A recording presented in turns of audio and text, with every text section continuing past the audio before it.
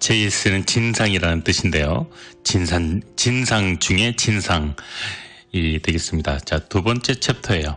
Always라는 편의점에는 알바생이 있어요. 이제 독고 씨가 저녁 8시부터 다음날 아침까지 야간 알바를 하게 되는데, 그 바로 앞 시간대 알바생인 시연 씨라는 여자가 있습니다.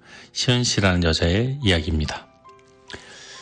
자, 시연 씨는 수많은 알바 인생의 종착점이 편의점이 된 것, 그리고 그 산 증인이 바로 시연 씨이기도 합니다. 편의점의 애용자이기도 했고요. 여러 가지 알바를 거치면서 겪은 일들이 편의점 업무 속에 녹아들었기 때문이기도 합니다.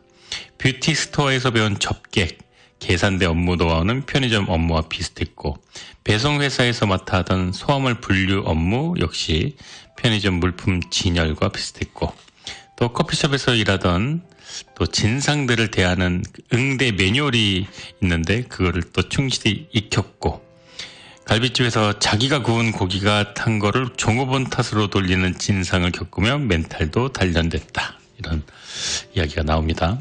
지금 서연 씨는 공무원 공부를 하고 있어요. 이제 9급 공무원 공부를 하고 있는데, 부모님 손만 벌리기가 너무 어려우니까 이제 짬을 내서 편의점 알바를 틈틈이 하고 있습니다.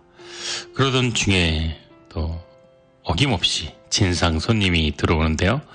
40대 중반으로 보이는 마른 체구에 눈이 툭 튀어나온, 딱 봐도 고약하게 생긴 성격이 보이는 이 중년의 아저씨는 처음 왔을 때부터 반말에 돈 던지기를 시전하고, 알 수도 없는 아주 희귀한 아이템 담배를 주문하며 그것도 몰라 라는 듯이 째려보았던 그런 진상이었다. 또 뭐 1+1 과자를 집어오는데 행사가 끝났다 그러면, 행사가 끝났는데 왜 1+1을 붙여놔 하면서 진상을 비면서 막 소리를 쳐대던 아주 고약한 노인네 라는 인상을 가지고 있었습니다. 그러던 시연 씨가 독고를 보았던 순간이 이 책에는 나오는데, 그녀는 한 남자를 편의점에서 보고 사장님이 데려온 남자에게 어쩔 수 없이 보긴 했지만 남자도 머리빨이 있다는 걸 그때서야 실감하게 됐다고 합니다. 덥수룩한 머리에 잡초처럼 난 콧수염과 턱수염, 그리고 노숙자 특유의 냄새, 그리고 알코올 냄새까지 최고의 진상이 다시 등장하는 듯한, 하지만 사장님과 함께 등장해서 안심이었다라고 나오는데요. 그런데 남자 인상에서 수염이 이렇게 차지하다니, 편의점에 일을 하게 되면서 머리를 커트하고 수염을 깎으니까 멀쩡해진 거죠. 네. 황골탈퇴했다라고 책에는 나옵니다. 그리고 이 시연 씨는 이 독고를 직원교육하게 되는데요. 이제 인수인계 야간 알바 교육을 맡게 됩니다. 그런데 의외로 또 독고 씨가 똑똑한 거예요. 뭐 하나를 가르쳐주면 두 개를 알지는 못하지만 하나하나 필기해가면서 꼬박꼬박 시키는 데 하는 모습이 또 귀여워 보이기까지 했다고 합니다. 자, 바코드 찍는 법, 상품 진열하고 전시하고 폐기물 처리하는 거, 또 손님 응대하는 거, 봉투 나눠주는 거, 모든 것들, 이런 것들을 시연 씨가 이제 트레이닝을 시켜줍니다. 시연 씨는 공무원 시험을 준비했어야 했기 때문에 이 돈이 반드시 필요했고, 사장님의 분부이기 때문에 이 미련 곰탱이 같은 전직 노숙자 아저씨를 교육하게 됩니다.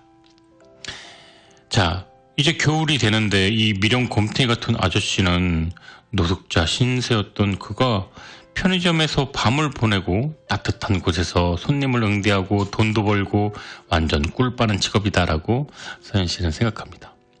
그런데 이 아저씨는 시연이 퇴근하는 10시까지 오기만 하면 되는데 자꾸만 일찍 오는 겁니다. 불편하게 일찍 와서 갑자기 이 편의점 근처를 쓸고 닦기 시작하는 거죠.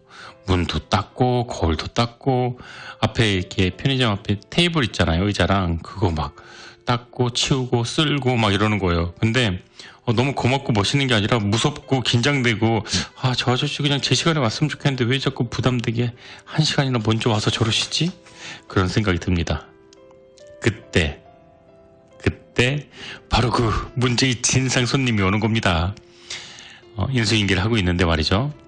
그때 시연 씨는 그 독고를 바라보면서 어떡하지, 내가 대신 주문을 받아야 되나 라는 생각이 들었지만 독고가 주문을 받게 됩니다. 신입 교육 중인 걸 눈치챈 이 진상 중에 진상 아저씨는 독고를 보면서 이렇게 말합니다.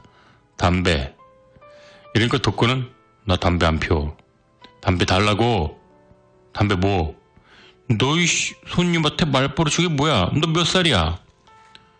너 나이 몰라. 이 웃기는 놈이네. 너 바보야? 나 바보 아닌데? 담배 뭐? 네. 이렇게 반말 대 반말에 파이팅이 붙습니다. 네 바보 맞나 안 맞나 한번 해보자 그래. 자, S에 체인지 3mm. 말이 끝나기가 무섭게 이 독고는 S 체인지 3mm, S 체인지가 3mm가 담배 이름인 것 같은데요. 자, 그거를 주문하게 됩니다. 그러니까 이 독고가 금세 찾아주는 거예요. 아니, 글쎄 어떻게 이걸 다 외웠지? 진상이 다시 시험에 들게 합니다. 봉지 줘. 독고는 말을 합니다. 그냥 들고 가. 봉지는 비닐이라 환경이 안 좋아. 나 집 멀어. 봉지 없이 이거 어떻게 들고 가? 그럼 사. 아니 미리 말을 해줬어야지. 그거 얼마 한다고. 카드 긁을까? 봉지 하나 해? 그냥 하나 줘. 그건 안 되는데. 아니 손님한테 불편을 줬으면 해결을 해야 될 거 아니야. 이거 편의점 아니야 이거? 그러자 독고는 자기가 가지고 있던 에코백을 꺼내서 냄새나는 에코백에 계산대에 있는 내용물들을 털어버립니다. 이게 뭐야? 여기 담아가라고. 아니 그 더러운 그 에코백에 이걸 담으면 어떡해? 더러운 건 빨아 쓰면 돼. 이런 진상을 맞이하는 장면이 나옵니다. 그리고 이제 시연 씨가 이 손님이 가고 나서 이렇게 말을 합니다. 독고 씨 잘했어요. 이 진상은 한번 맞대거리를 해야 되는데 저는 못했거든요 그동안. 독고 씨가 잘한 거 맞아요. 네, 이런 에피소드가 나옵니다. 아니 그런데 담배 이름은 어떻게 외웠대요? 그러니까 독고 씨가 말을 합니다. 그냥 야간에 일할 때 심심해서 시간도 안 가고 해서 뒤에 있는 지낼 때 있는 담배 이름을 다 외웠어요. 혹시 예전 일이 기억 안 나신다 그랬는데 예전에 담배 피신 거 아니에요? 담배 피운 건 기억은 안 나는데 지금은 안 펴요. 그리고 지금 제가 과거를 기억은 못하지만 과거에도 담배는 안 폈던 것 같아요. 그럼 과거 어디까지 기억해요? 몰라요. 술 먹고 머리가 맛이 갔어요. 노숙자로 지내는 동안 독고 씨는 과거의 기억을 다 잃어버렸다고 합니다. 그렇게 일주일이 지나고 나서 더 이상 수습 교육이 필요 없는 이제 정식 직원이 되는 거겠죠. 그때 시연 씨가 물어봅니다. 아저씨 근데 낮에는 어디서 지내요? 독고 씨는 쪽방에서 지내고 있다고 말을 합니다. 왜 쪽방에서 지내냐고 하니까 거기 달방이 보증금도 없고 엄청 싸다고 합니다. 그리고 그러면 아침에 퇴근하고 자고 출근 전까지는 뭐 하세요? 라고 물어보자 서울역에서 TV를 본다 그럽니다. TV를 보면서 사람 구경도 하고 정보도 얻는다고 말합니다. 그리고 친구 노숙자들에게 뭐 필요한 거 있으면 도와주기도 한다라고 얘기를 하는데요. 그리고 또 이런 얘기합니다. 일도 생기고 잘 곳도 생기고 먹을 곳도 생겼는데 다 좋은데 술을 못 먹어서 너무 힘들다고 말을 합니다. 그러니까 시연 씨가 따끔하게 얘기를 하죠. 아저씨 이렇게 따뜻하게 있을 공간도 생기고 일도 할 수 있고 먹을 것도 무제한이고 돈도 벌잖아요. 그런데 그러니까 술 못 먹는다고 불평하시면 어떡해요? 네, 이렇게 말을 하는 장면이 나오는데 알코올에 중독된 사람에게는 참 멘탈이 많이 무너지게 되죠. 알코올 중독하게 되면 따뜻한 뭐 음식, 잠 뭐 이런 것보다 알코올이 더 원하게 될 겁니다. 땡길 겁니다. 알코올 없으면은 막 손발 떨리고 그런 거 있잖아요. 그런데도 네, 소설이니까 이겨냅니다. 그리고 덕구 씨는 시연 씨에게 이런 말을 해요. 시연 씨는 유튜브를 한번 해보세요. 유튜브를 왜요? 저한테 교육시킬 때 보니까 정말 필요한 요점되는 내용들을 일목요연하게 잘 가르쳐 주시는 것 같아요. 그쪽으로 재능이 있는 것 같아요. 이렇게 말을 합니다. 시연 씨는 이렇게 말을 하죠.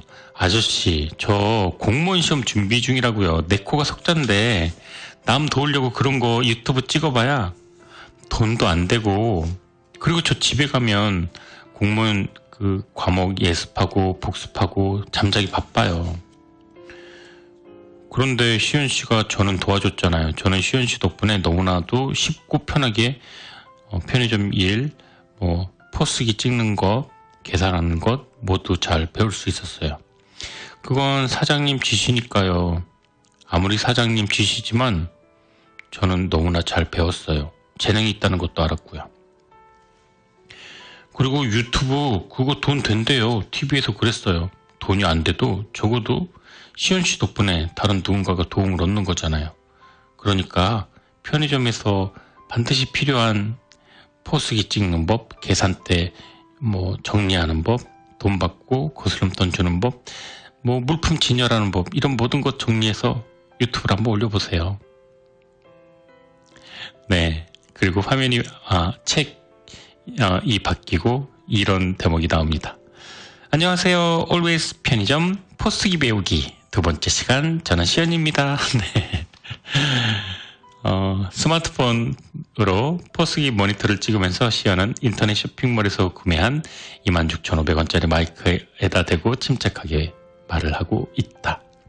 지난주에는 포스기 구성과 기초적인 사용법을 익혔는데요. 오늘은 복합결제, 반품, 교통카드 충전, 담배를 판매하는 법, 그 2단계 내용에 대해서 배워보도록 하겠습니다. 자, 그러면 복합결제, 손님이 선택한 제품을 가지고 계산대로 옵니다. 그런데 현금과 카드로 나눠서 결제를 하고 싶다 그래요. 자, 이때 당황하지 마시고 이렇게 진행하시면 됩니다. 네, 이 장면 나오는데 뭔가 뭉클했어요. 네, 유튜브, 저도 유튜브 하고 있잖아요. 유튜브 내 인생의 명작 검색하시면 여러분들 방송으로 나온 그 음원을 이제 노래, 광고, 편집된 저의 보이스만 나온 걸로 편집된 걸 들으실 수가 있는데 정말 쉽지가 않아요. 유튜브는 정말 그 무언에 아무도 보이지 않는 그 청취자분들 또 시청자분들, 이 모든 분들이 응원한다라는 가정하에 진행을 해야 되는데 혼자 고독한 싸움일 수도 있죠. 또 댓글도 저는 잘 안 달리다 보니까 네, 더 외로운데, 자, 시연 씨가 남을 돕기 위한 유튜브를 시작하는 장면, 저는 조금 좀 감동이 오더라고요. 자, 생각보다 그런데 반향이 있었어요. 유튜브에는 참 다양한 콘텐츠가 많이 올라와 있는데 특히 시연 씨의 편의점 포스기 배우기 영상이 서서히 입소문이 나기 시작합니다. 그 이유는 영상이 느려서 좋다라고 시청자들이 많이 댓글을 달았다 그래요. 마치 초등학생에게 가르쳐주는 듯한 편안함과 쉽게 가르쳐주는 자상함이 있다라고 하는데요.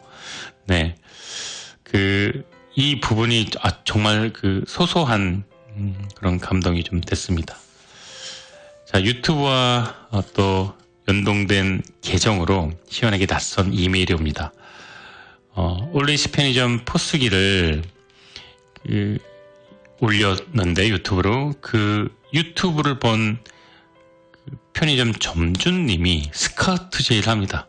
지금 받고 있는 돈보다 많은 돈을 주고 점장으로 스카우트하겠다. 새롭게 편의점을 오픈을 하는데 당신이 도와주면 좋을 것 같다라는 제안을 하게 됩니다.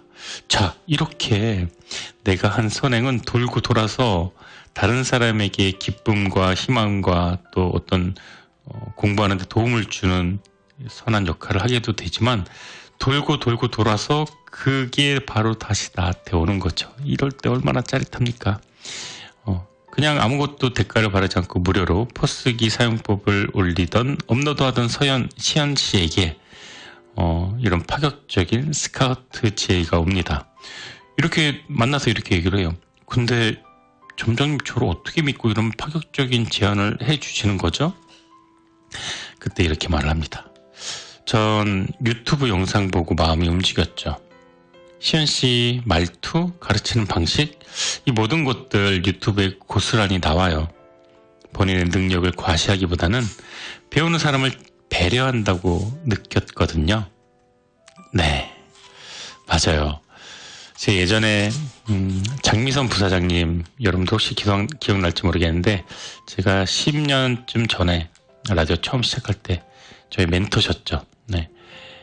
그분이 저한테 이렇게 말했어요. TV, 잡지, 어떤 연예인이든 어떤 매체에서 스타를 하던 다 이미지화, 그리고 그 이미지를 팔 수가 있다. 하지만 라디오는 절대 이미지를 팔 수가 없는 직업이다. 라디오를 진행하는 사람은 그 사람의 인성이 고스란히 마이크에 전달된다고요. 매일 1시간, 2시간, 매주 2시간, 3시간 마이크에서 내 얘기, 상대방 얘기, 책 얘기, 음악 얘기, 어떤 얘기를 하도 그 마이크 속에서 진심이 청취자들에게 전달된다고요. 그래서 라디오 오래 하는 사람은 나쁜 사람 없어. 나쁘면 버틸 수가 없거든. 왜? 마이크로 다 전달되니까. 그 말 했던 거 기억나거든요. 여기서 유튜브 시현 씨가 유튜브 영상에서 모르는 불특정 다수에게 이렇게 교육을 하게 되는 것들, 이런 것들을 보면서 이 점장님은 저 시현 씨라는 사람에게 진심이 느껴진다. 저 시현 씨라는 사람은 본인이 가진 능력을 과시하고 뽐내고 또 구독과 좋아요 눌러주세요 이런 게 아니라 배우는 사람을 적극적으로 배려한다는 느낌을 딱 받았을 때 내가 하는 그 비즈니스, 다음 비즈니스는 이분에게 맡기고 싶다, 그런 생각을 했다고 해요. 그리고 시현 씨는 사장님에게 이렇게 얘기합니다. 사장님, 저 솔직하게 말씀드릴게요. 제가 유튜브 영상 올리는 걸 다른 점주님이 보시고 저를 점장으로 스카우트하겠다고 해서 저 그만둬야 할 것 같은데. 네, 그러니까 우리 염 여사님이 이렇게 말합니다. 그래, 너 너무 오래 해서 이러다 내가 너 끝까지 책임져야 하나 걱정이 요즘 많았거든. 잘 됐다 이 녀석아. 가, 기회 있을 때 가야지. 사장님 괜히 그냥 하시는 말씀인 거 알아요. 네, 이렇게 염 여사님은 시연이라는 특급 알바를 타 지점의 점장으로 보내게 됩니다. 그렇게 내가 서운하게라도 말을 해야 네가 안 돌아보고 나갈 거 아니냐? 나가서 다른 곳 가서 고생 죽으라고 해봐야 여기가 그립지. 그리워야 고마움도 더해지고 고마워야 얼굴 보러 한 번 더 올 거고. 사장님 벌써 고맙거든요. 시연은 눈에서 눈물이 연그는 게 느껴졌다. 노련한 사장님은 웃으며 붕어빵을 다시 와작 하고 씹어먹었다. 시연도 눈물을 참고 붕어빵을 씹었다. 달콤한 팥채 식감이 그녀의 혀를 간질렀다. 1+1. 1+1은 이 손님, 경만이라는 손님에 대한 이야기예요. 이 책의 세 번째 에피소드인데요. 근데 순서상으로는 세 번째가 아니라 이제 중간에 이제 오선숙 씨라는 또 오전 알바생 아주머니는 제가 뛰어넘고요. 또 점주님, 염여사님 아들 얘기도 건너뛰었습니다. 자, 1+1 경만 씨라는 손님에 대한 이야기예요. 저는 이 부분이 참 인상적이더라고요. 경만은 마음속으로 편의점을 참새 방앗간으로 불렀다. 어릴 적 참새 하루라는 히트곡이 있었다. 아침이 밝는구나. 언제나 그렇지만 오늘도 제 너머에 낮 알갱이 주우러 나가봐야지. 리듬을 한번 타볼까요? 아침이 밝는구나. 언제나 그렇지만 오늘도 제 너머에 나달갱이 주러 나가봐야지. 아침이 밝는구나. 송창식 씨 노래죠. 국민학교를 다니던 그때 이 노래를 부르곤 했었는데 경마는 편의점 앞을 지나가지 못하고 참새 방앗간처럼 들린다. 혼술에 낭만이 있다느니 대세라느니 이런 여러 가지 혼술에 관련된 얘기가 참 많을 때 경마는 혼술이 삶의 일부분이 되었다. 퇴근길 편의점 야외 테이블에 앉아 찬바람 맞아 들이키는 소주 한 병. 하지만 낭만은 제 길. 눈총이나 받지 않으면 다행인 그의 혼술. 언제부턴가 그 편의점 야외 테이블이 혼술처가 됐는지 정확하지 않는다. 날씨가 추워질 쯤 편의점에 들려 컵라면을 먹고 집에 들어갔는데 야식이 늘 그렇듯 컵라면에 삼각김밥이 추가되고 거기에 볶음 김치가 추가되고 마침내 빨간 딱지 소주 한 병까지 더해지면 부짐한 상이 벌어지는 것이다. 이후로 경마는 방앗간을 그냥 지나치지 못하고 참새가 되어 매일 자정을 전후해서 5,000원어치 술과 안주로 속을 덮이게 되었다. 뜨거운 국물이 시원하듯 차가운 소주는 따뜻했고 편의점에 세팅된 수많은 컵라면과 삼각김밥은 매일매일 새로운 조합을 만들 수 있기에 결코 메뉴가 물리거나 지겹지 않았다.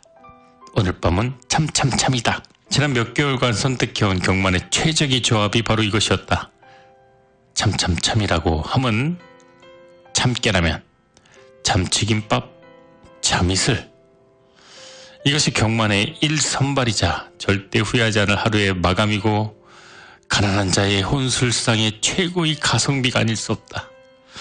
네, 이 부분은 제가 다 읽어드렸는데 너무 재밌지 않습니까? 저는 참참참이라 그랬고 뭔가 게임인 그런 거 있죠? 근데 참깨라면, 참치김밥, 참이슬. 네, 너무 재밌죠? 그리고 중간중간 이 돈 5,000원이라는 말 나오면 와, 우리 뉴욕에서 5,000원이면 한 3불, 4불 뭐 할 수 있나요? 네. 아무리 물가가 오르고 막 그랬다 그래도 한국 물가, 네, 사랑스럽습니다. 네.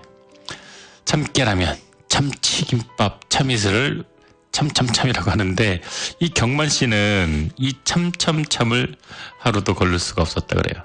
그런데 이 경만 씨가 아주 편안하게 혼술을 참참참과 함께 먹고 있는데 어느 날 갑자기 덩치 큰 위압감을 주는 덩치 큰 위압감에 그 눈빛이 이전과 다른 그 덩치 큰 백곰이라고 표현을 했는데요. 이제 독거 씨를 보고 좀 놀라기 시작합니다. 아주 친절했던 그 전에 아저씨 대신에 이 백곰처럼 생긴 덩치 크고 말도 어눌하게 하는 이 편의점 알바, 이 독거 씨를 보고 경계를 하게 됩니다. 이 곰 같은 사내를 근데 이 경만 씨는 사장이라고 생각하게 되는 거죠. 저렇게 나이도 지긋하고 덩치도 큰 사람이 알바일 줄은 상상도 못하고요. 그리고 참깨라면과 참치김밥을 먹으며 소주를 한 잔 따라 먹었다. 이런 대사가 나와요. 단군 일의 경기는 한 번도 나아진 적이 없고 회사는 언제나 힘들다. 대표는 경영난을 들어 추석 상여금이 불가능하다 통보를 하고 새 차로 바꿨다. 네. 이 심금을 울리는 이런 대사들이 나와요. 김호연 작가. 회사의 사장이 직원들에게 보너스를 경기가 안 좋고 장사가 안 돼서 못 준다 그러고 이 대표는 더 좋은 차로 바꾸게 되니 일하는 사람들은 상대적인 박탈감이 좀 왔겠죠? 도로에서 옆에 나타나면 절로 피하게 되는 고가의 외제차로 바꾼 것이었다. 그의 임금은 4년째 동결이었고 협상 테이블에 올라본 지도 오래되었다. 어디서부터 잘못된 걸까? 성실하게 살아온 44 인생. 그저 그런 대학을 졸업한 후 그 어렵다는 제약 영업부터 시작해 보험, 자동차, 의료기계까지 영업직에서 한눈 안 팔고 돈을 벌고 경력을 쌓았다. 애초에 흙수저였고 재주도 없었기에 성실함과 친절함을 무기로 쌓아왔지만 그리고 거래처에서 만난 4살 어린 아내와 결혼하고 쌍둥이를 낳았을 때 흙수저의 수저도 바뀔 수 있구나 생각했지만 시간은 금수저와 나와의 차이를 알려주었다. 스타트라인 앞에서부터 뛴 놈들은 해가 거듭할수록 여유가 생겼고 능력과 돈을 축적할 수 있었던 반면 이제 경마는 친절과 근면 성실을 무기로 열심히 싸웠던 그는 탄약이 고갈되어 곧 맨몸으로 돌진해야 하는 참호 속 병사가 된 심정이었다. 맨땅에 헤딩하고 이러기에는 나이가 들어가는 거죠. 돈을 버는 시스템을 구축하지 못한 채 원잡, 투잡, 쓰리잡 뛰면서 몸으로 돈을 벌던 사람들은 40대가 넘어가면서 한계에 봉착하게 됩니다. 네. 그의 유일한 장점이었던 성실함과 친절함의 바탕은 체력이었지만 그 체력이 바닥나자 그는 무능력함을 메꾸기 위해 비굴함으로 직장에서 버틸 수밖에 없었다. 비굴함으로 직장에서 버틴 마지막 퇴근 이후의 삶은 그가 마음대로 할 수 있는 유일한 시간이었고 경만 씨는 그 시간을 참이슬, 참깨라면, 참치김밥으로 메꾸게 되었다. 그렇게 퇴근할 때 기다리던 그 시간, 그 소중한 시간인 편의점에서의 참을 먹어야 하는데 이 곰 같은 점주가 나타나서 왠지 불편함을 느끼는 경만 씨. 이 경만 씨는 회복 탄력성이 현저하게 사라졌다. 젊을 땐 실수를 해도 만회할 힘이 있었고 숙취에 쩔어도 뜨거운 물 샤워 한 방에 털어낼 수 있었는데 이제 경만 씨의 회복 탄력성은 게임 속 에너지 게이지가 닳아 없어지듯 그렇게 인생에서 빠르게 사라지고 있었다. 경만 씨는 참치 김밥에 남은 조각을 삼키고 참깨 라면에 국물을 후루룩 마시며 마지막 남은 반잔의 빨간색 소주잔도 따라서 비웠다. 그리고 이제 경만 씨가 잠깐 잠을 청했나 봐요. 그럴 때 이 덕고 씨가 깨우게 됩니다. 아저씨 이런 데서 주무시면 얼어 죽어요. 그리고 술 마셔도 추위는 가시지 않습니다. 그때뿐이지. 저기요. 잠깐 졸은 거 가지고 왜 그러세요? 네, 이거 한 잔 더 먹고 갈 테니까 너무 버티지 마셔. 그때 경만 씨에게 덕고 씨가 위스키 색깔 나는 음료를 하나 건넵니다. 경만 씨는 깜짝 놀라면서 소주를 먹다가 위스키인가? 생각이 들어서 이렇게 물어봅니다. 뭐요 이거? 옥수수 수염차예요. 속상할 땐 이게 좋아요. 저도 이걸로 술 끊었습니다. 색깔 때문에 양주 먹는 기분도 들고 근데 술은 안 취하고 속도 풀리고 이게 참 좋아요. 그러니까 이 경만 씨는 갑자기 자기를 놀리는 것 같다는 생각이 들게 되는 겁니다. 아니 뭐요? 이제 여기 다시 오지 말라는 거요? 이렇게 그러니까 술을 먹은 사람들은요 이렇게 오해하고 곡해하기 마련이죠. 맨정신이었으면 감사합니다 했을 텐데 말이죠. 그래서 경만 씨는 지금 나보러 오지 말라는 거요? 이렇고 나보러 그럼 술 끊고 보리차나 먹으란 얘기요? 이렇게 시비를 걸게 됩니다. 그리고 내가 여기 다시는 오나봐나 이러고 길을 떠나죠. 그의 연말 계속된 회식으로 인해 경마는 이틀에 한 번꼴로 취해서 귀가했지만 그 편의점은 찾지 않았다. 그리고 한 해가 더 지났습니다. 새해가 밝고 경만 씨는 다시 참이 생각이 났습니다. 술이 고팠습니다. 하지만 술 친구는 너무나 부담됐죠. 내가 한번 사면 이 친구가 한번 사야 되고 이 친구가 갈비를 사면 나는 회를 사야 되고 돈이 5만원, 6만원, 7만원 올라갈수록 그의 지갑은 얇아졌죠. 쌍둥이를 키우고 또 와이프의 서슬퍼런 눈치에 용돈도 제대로 쓸 수 없는 경만 씨에게는 친구랑 먹는 한 잔 술, 멋진 건배가 그립지도 않았다고 합니다. 결국 경만 씨는 우리 덕고 씨가 일하는 올웨이스 편의점 야외 테이블에 지나가다가 눈길을 끌게 됩니다. 참참참이 그리워 경만 씨는 이 편의점에 들릅니다. 그런데 이게 웬일입니까? 편의점 야외 테이블에 참깨라면 컵라면이 놓여져 있는 겁니다. 제가 제일 좋아하는 대사가 여기 나옵니다. 참이 그리웠다. 그것만이 울적한 변함없는 새해의 자신을 위로해줄 것만 같았다. 참이 그만의 새해를 열어줄 것만 같았고, 그래서 지나가던 길에 그 참참 컵라면을 보고 참을 수가 없었다. 경마는 거기 떡하니 놓인 참깨라면 그 컵라면이 이 백곰 같은 남자의 연어 낚시용 미끼일지라도 먹어야 했다. 참 혼술상에 백곰이 들이닥치더라도 그의 머리를 옥수수 수염처럼 만들어줄 힘이 솟아날 것 같았다. 오래간만이시네요. 덕고가 경만에게 말했다. 네, 이렇게 또 만나게 되죠. 그래서 경만 씨가 참잇을 참깨라면 참치김밥을 먹고 있는데 갑자기 이 덩치 큰 위협적인 백곰 같은 남자가 다가오더니 콘센트에다가 온풍기 코드를 꽂고 경만이 자리 옆에 놓고 다시 편의점으로 들어가는 거 아닙니까? 참 깜짝 놀랐네, 이렇게 생각을 하던 중에 그런데 소주는 있는데 컵이 없네. 그러고 있던 중 백곰 아저씨, 덕고시죠, 큰 종이컵 하나를 갖다 줍니다. 그리고 이렇게 말합니다. 그동안 오셔서 못 쓸 뻔했어요. 저 온풍기. 저거 애용하셨잖아요. 근데 추워서 안 오시는 줄 알고 걱정했어요. 늘 추울 때 밖에서 술을 드시는 게 보기가 좀 그래서 제가 사놓은 건데 아무튼 오셔서 다행입니다. 따뜻하게 드시다가 가세요. 백곰사내는 온풍기보다 따뜻한 말을 무뚝뚝하게 내뱉고는 사라졌다.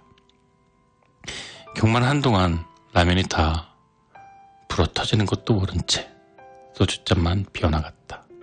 그렇게 그의 겨울 어느 날 밤은 따뜻했다. 네, 이 경만 씨와 덕고 씨의 이야기 뭔가 따뜻해지는 부분들이 있습니다. 술 많이 먹으면 안 되죠. 그리고 특히나 매일 먹으면 더 안 되죠. 그리고 더더욱 안 되는 건 라면에 그러니까 참이 한마디로 라면에 밥 말아서 소주랑 먹는 거잖아요. 이렇게 건강에 좋지 않은 조합이 또 있을까 싶은데, 근데 우리가 이해해 줘야 될 것이 아주 추운 어느 날 겨울 열심히 직장에 나가서 일을 하고 상사의 눈치를 보고 비굴한 웃음을 팔면서 하루 종일 정신없이 일하다가 6시, 7시, 8시, 9시 야근까지 하고 집에 가는 길, 집에 가서 아이들 깰까 와이프한테 미안해서 밥 달란 말도 못하고 출출한 배에 얼큰한 소주도 생각나고 그때 편의점 앞을 못 지나가는 참새 방앗간, 경만 씨가 선택한 것 참깨라면, 참치 김밥, 삼각김밥, 그리고 참이슬. 이거는 몸에 안 좋으니까 먹지 마라고 말하기에는 너무나 미안한 상황이 되는 거죠. 네, 그리고 처음에 이제 술 끊으라고 옥수수 염차를 주고 했던 덕고 씨도 그것 때문에 안 오시나 싶어서 마음을 졸이던 중 그가 다시 오자 소주잔을 건네며 또 온풍기를 건네며 따뜻하게 계시다가 맛있게 드시고 가세요 라고 말을 건네는 장면. 네, 불편한 편의점.